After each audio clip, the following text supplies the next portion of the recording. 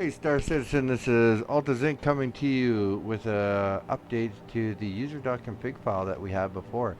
Um, gonna make this nice, quick, and simple. I'm not gonna beat around the bush with you for it. So if you haven't used the user.config file before, hit Alt Control Delete and come into your task manager. Now what you are looking in here is to click on Performance tab and come to your CPU, and the numbers you are looking for is your number of cores, and you're going to click on your GPU and you're going to look for your dedicated memory. Okay, so those numbers are actually going to be important. Now to the easy part. Grab your user.config file, download it. You're going to have to hit keep, open it up. It can open up with Notepad or Notepad++, which is free off of the Windows Store. And then you have these values here, which are all in number signs. So what you're going to actually end up doing is you're going to look at your numbers here. So your GPU, dedicated memory, 8 gigabytes. So for 8 gigabytes right here, 8 times 1024 is 8192. So we're going to take all of those out. We're going to put that number 8192 into that field. All right, now this number is half of that. So if you're at the 8 gig up here, then half of that would be a 4 gig, which would be 4096. That number is going to come into here. Oops. I can actually type. And then we are going to come down to here, which is the next number to edit, which is your number of CPU threads. So again, if you have a 8-core CPU, you're going to have 16 threads. So for this one, I have 4 cores, so that means I have 8 threads. All right, then we're just going to save that file.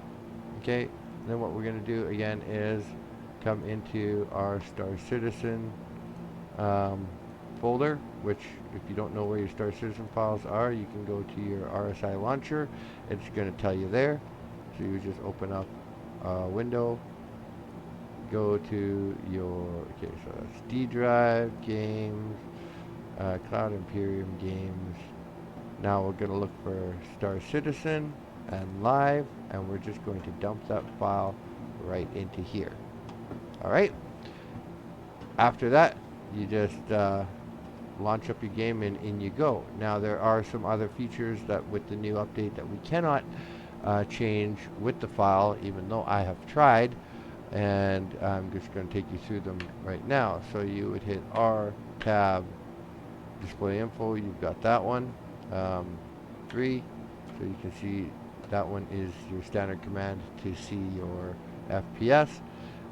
Now if you hit R underscore F, tab, Fourier shoot pool size, you can see that it is right here already set to 512. We want to double that to 1024 and hit enter. And then we are going to also do R underscore S as in Sam, tab to get to our SSDO, and we're going to actually hit that to a -1 to completely shut that off. Alright, that is going to give you your best FPS groups here. Now if anybody's wondering what other changes I have done to the file, you can we'll just open that up and we'll have a look here. So in this file, okay, we'll just scroll up to the top. Okay, you can see display info equals 0 because I don't want that turned on all the time. If you want it turned on, turn it on, make that number a 3. Alright, you've got Fourier shadow pool size 1024. I've tried to turn it on. It doesn't automatically turn on, unfortunately. Alright, sysspec equals 4. So we're actually going to increase from the last setting. We're going to increase the settings on the graphics to totally increase the graphics because of DirectX 12. It takes advantage of a lot of this shaders and smoothing. I've got vsync equals 0, so we're not actually even going to throttle this anymore. We're going to let it run to whatever it can give it. Okay, got a shadow pool sizes, texture resolution, screen packs. All of this is turned off all the way down until you get to your things like your most excel, most smoothing, motion blurs, shadow blurs, things like that.